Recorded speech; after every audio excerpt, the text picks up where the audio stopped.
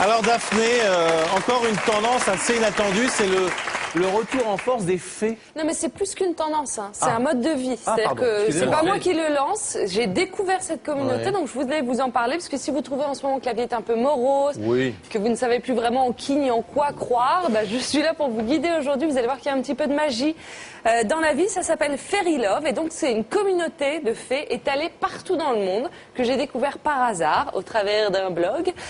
Donc au démarrage, c'était un petit blog écrit par Shelley. Et aujourd'hui, il y a des milliers de gens qui portent des ailes tous les jours au quotidien et qui sont heureux. C'est pas une blague. Cette femme était créatrice d'ailes, donc des petites ailes de fée là depuis 12 ans.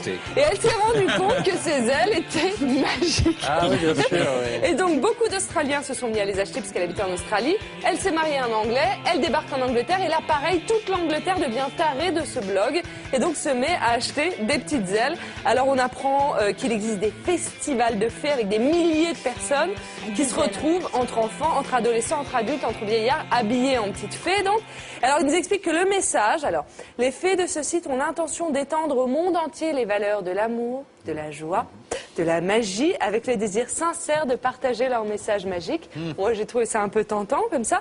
Alors, ils sont persuadés, voilà, que tous les vœux peuvent se réaliser dans la vie. Vous allez voir comment ils s'habillent, parce que certains, ils croient dur comme fer, vraiment, à cette communauté de fées. Et alors, il y en a qui s'habillent comme ça pour le côté un peu créatif et amusant, et puis il y en a qui expliquent qu'ils libèrent leur fée intérieure. Ah oui. Nicolas aime beaucoup. Hein.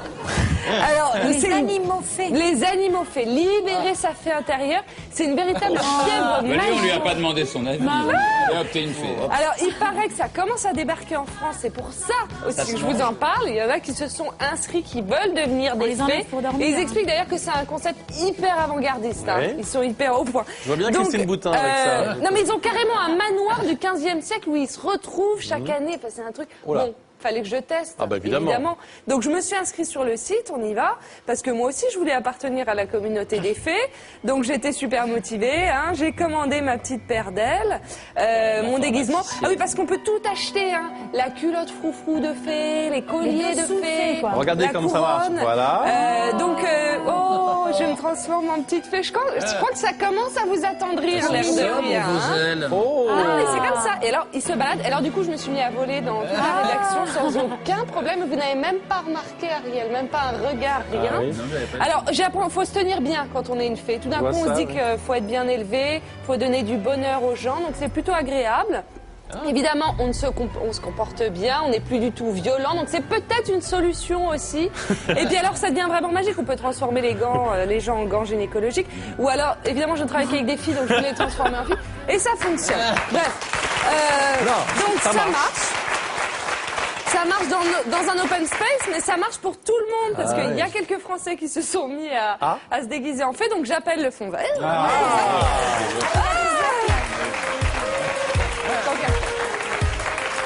Alors, donc imaginez salle d'attente de médecin, ok? Vous avez rendez-vous chez le médecin. Donc on est dans une salle d'attente et là Ségolène débarque, elle va lire le Figaro Madame de 80.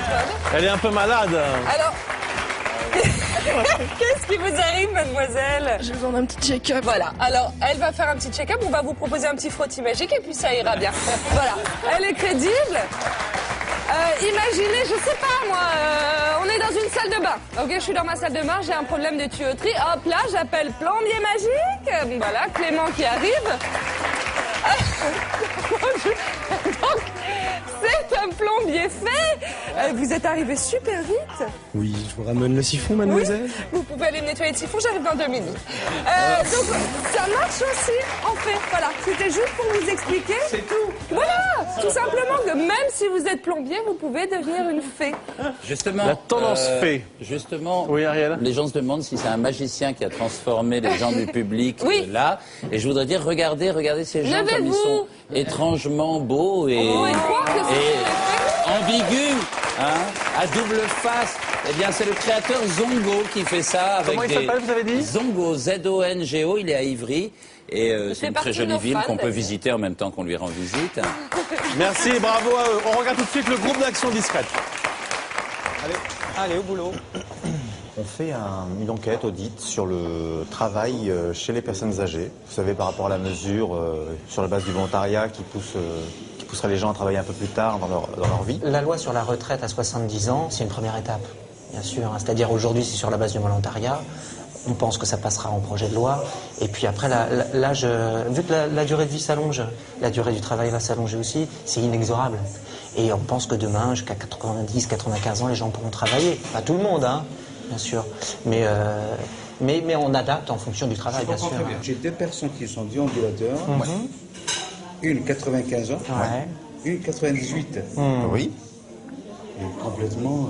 Parce qu'en fait, nous, on a des pourvoyeurs d'emploi.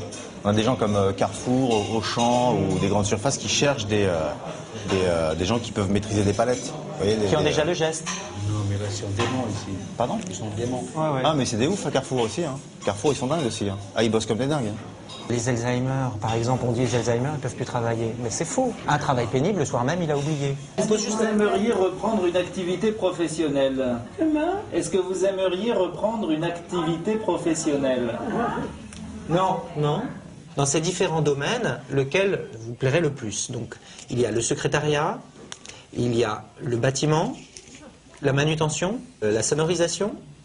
La sonorisation. Oh non. Non? Dans le même ordre d'idée, on a Blédina, par exemple, qui cherche des techniciens, testeurs, chaînes de production tétine, donc avec des personnes qui ont des appareils dentaires. Qui peuvent les enlever. Qui peuvent les enlever pour avoir un test de la bouche qui est très proche de celui de l'enfant. Hein. Oui, alors ça ne va pas être facile quand même. Hein. Rien n'arrête le groupe d'action discrète que vous retrouvez le samedi à 19h sur Canal+. Et nous, on se retrouve demain à 12h20 pour l'édition spéciale. Très bon après-midi. À demain.